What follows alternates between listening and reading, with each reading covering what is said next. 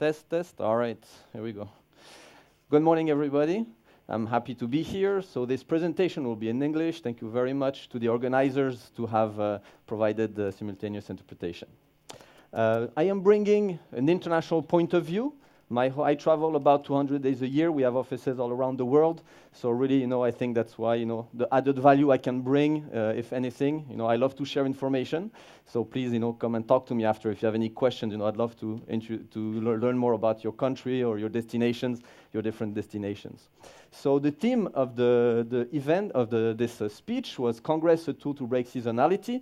And after 4 or 5 hours doing research, I didn't have enough slides to make a presentation of 40 minutes on the seasonality of Congress. So I had to make some interpretation of what I wanted to share with you and to give some added value to this session.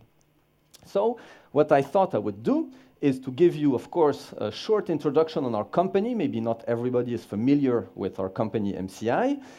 Then I wanted to talk about really the importance of events and how I believe events, conferences, incentives is a tool that has a bright future in a modern world that is getting more and more digital. As well, how the events impact the communication mix of corporations, associations, governments, NGOs, and of course the different types of events, the different structure of the association and corporate market, amongst which we will talk about seasonality. So to start and not to spend too much time on MCI, but still to give you an introduction. So MCI is in the business of bringing people together. We believe that when people come together, magic happens. So already just there's a certain perspective on how we feel. Events are not about destinations when we talk with our clients. Events are not about venues when we speak with our customers. Events are not about logistics. Events is a tool that corporations and associations use to reach a business objective. And this was always our perspective. And this is why my father, when he created the company initially in 1987, left a travel company to start MCI, because it is not the travel industry, it is not the MICE industry, it is the meetings and event industry. It's a separate industry from tourism, for example. What do we do for clients? So part of our business, we work for corporations.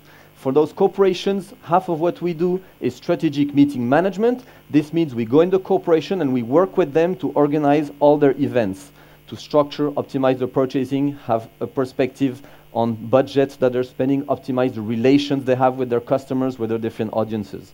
Then, of course, we also do events and more creative productions, incentives, team building activities, and some different consulting programs for corporations. On the other hand, very unique, MCI also has association clients, so this is very unique about our company. And for association clients, so we organize, large conferences, what we call PCO, so professional congress organizer. We also manage associations. This is something we do now for almost 10 years, one of the leaders across the world. We are the first one to introduce that concept really worldwide, to really manage as well the association. So this has less to do with events, it's more strategic work, and then we do various consulting programs for those associations, and also partial mandates that we do. That is when you organize not the full Congress, but only part of the Congress. So quite a diverse perspective, and this is one of the unique added values we believe we bring to our customers, is this total view of the meeting industry. MCI is involved of all aspects of the meeting and event industry, not only events, not only incentives, not only DMC, not only PCO. We bring that whole perspective. So this is what I try to bring as my added value today. Where we do most of our business, I'm sorry it's a little bit small, most of our business we do with healthcare clients. If you look in the association conference market, in the top 50, worldwide traveling, the largest congresses that travel the world, over 70% is healthcare driven. Healthcare uses a lot conferences, incentives. It's a highly regulated market. They don't do a lot of consumer promotion for ethical products. They do a lot of education. Education is through conferences. This is why a large part of our business is in healthcare. Our revenues, so we have been very successful. We're very grateful by focusing on delivering quality for our customers. And we have really in the last 5 years, more than tripled our business. So, we're quite significant. Nowadays, we do, it is this one here. We do about 350 million US dollar. This is Swiss franc, is basically the same US dollar of turnover. So, a lot of business around the world, including Argentina. A global partner. Today, we have offices in 22 countries, 45 branch offices in 22 countries. This we have built in the last 10 years. When I joined my father, we were in Geneva. We had 35 employees. Today, we're in 22 countries, 45 branch office, over 1,000 employees. So we were, very, very successful because we had a vision and really talking about business with our customers and not about logistics, destinations, and venues. And this, I think, is a big part of our success, and I will share a little bit more of that for you to potentially help you also grow your businesses. Okay, so this is, of course, our, what we deliver is with people. Our company is very focused on people. Our resource are people. This typical industry benchmark, 70-30 is the industry, and management a little bit more top-heavy. We have over 1,000 people, and we're very proud to have a lot of languages, a lot of nationality. We believe MCI is a very international culture. We have, over the 1,000 employees, we maybe have only 4 people who can consider expats. When we grow a business, we really grow with the people in the country. We are Argentinian business before we're a global business. We're an Indian business before we're a global business. We're a French business before we're an international business. That's really important to the way we do business. So really, we try to integrate with the local culture and ways of doing business. So that's a big picture overview of MCI, so you can understand a little bit, where I come from and, the expertise I can share with you today. I have to be careful not to fall as well. Okay, so the new engagement model and the importance of events. So today, what we are seeing is there's a very different way consumers, so the relationship between associations and their members, or between a corporation and its consumers, or their employee has really changed. What we see is we used to talk about consumers. Today we talk about people, individuals, right? It's much more respectful. We used to talk about honesty. Today we talk about trust. You need to first, your client need to believe you, authenticity and trust. We used to talk about products. Today we talk about an experience, right? That's what Apple has gotten right. It's more the experience of using the phone than having a phone. It's good at everything but a phone, but you use it because it's the best thing.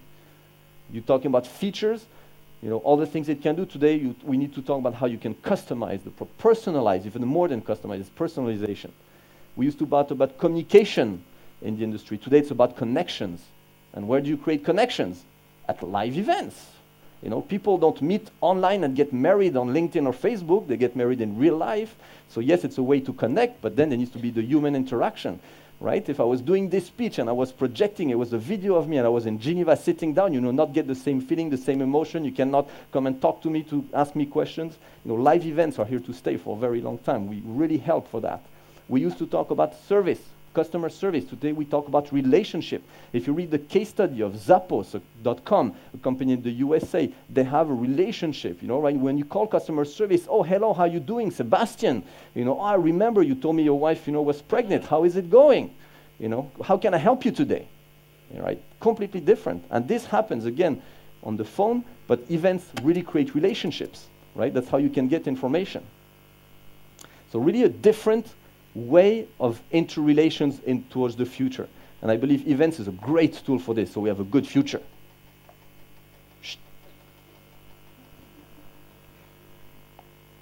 Modern day marketing, therefore, is all about trust. So how do people make decisions, right? We talked about trust. People make decisions because of friend recommendations. Where do you see a friend? Where can you get a recommendation? At an event. Consumer forums. Where do you meet other consumers? At an event is a great place. Right? Where do you get editorial content? Right now, this is editorial content. I'm giving you content, right? So do we do this as events? Brand sponsorship, okay, they're sponsors. So because they're sponsoring him, they're endorsing the content, they're helping to help you give, they're helping, us give content to you, those sponsors. So you can trust them. They're clearly, showing that they're in the same direction as you. So very trust, key element. So bright future for events, because we build trust at events. We see how events are a critical piece of the marketing mix. This is a slide of how people, again, make their purchasing decisions. So internet is a big part because of consumer reviews and so on. But here again, personal source. Personal source, where do you meet people that you can trust? You can look in the eyes and you can say, I trust you. You can see it here, right? You look in the eyes. It's not on Facebook where you can write a nice message. Maybe somebody else was writing a message. Maybe they were paid to write the message. Who knows who wrote the message? This is face-to-face, eye-to-eye. So events, bright future. The proof of events, this is a research from MPI, Meeting Professional International. So this is the largest meeting professional, so individual level professional association, 22,000 members worldwide. They did some research of the power of events.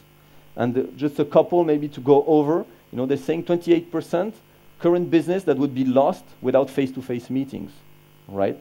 So companies need to use face-to-face meetings. So the big question, what's the future of events in the digital age? Or events are definitely here to stay because the future of business is moving, as the economies develop, they go more and more to a service industry. As you move to a service industry, you move to a human capital industry, you move to need to manage human capital.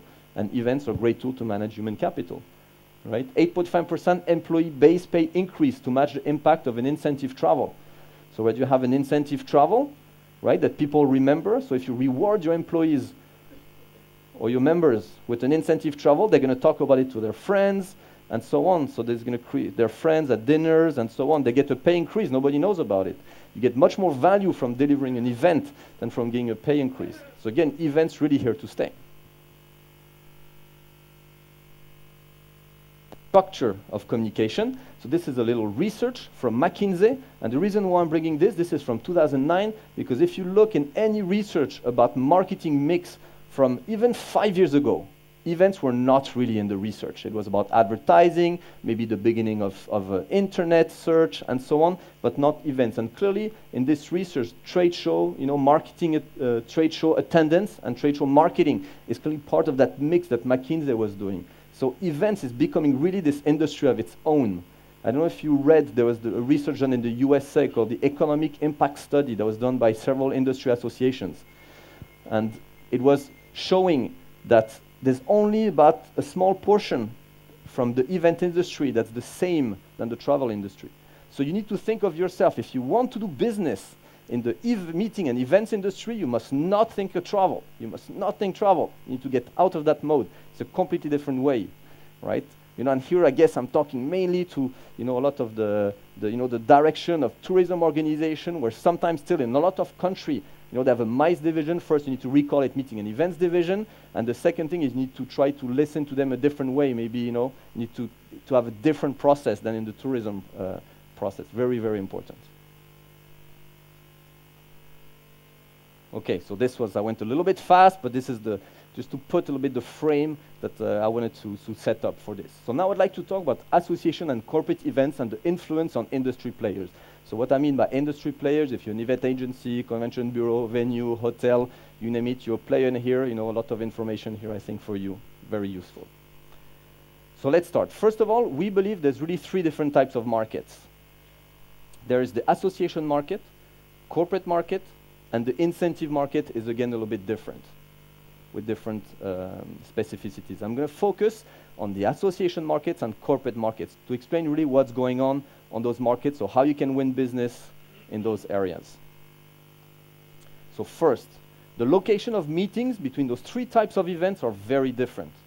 An association conference will usually be in well-known cities, will usually be in a city with easy access because people by definition are coming from a lot of locations. It needs very strong infrastructure. It's usually, big programs, 500 plus people, 1,000, 5,000, 15,000, 25,000, like we organize sometimes, some very large conferences.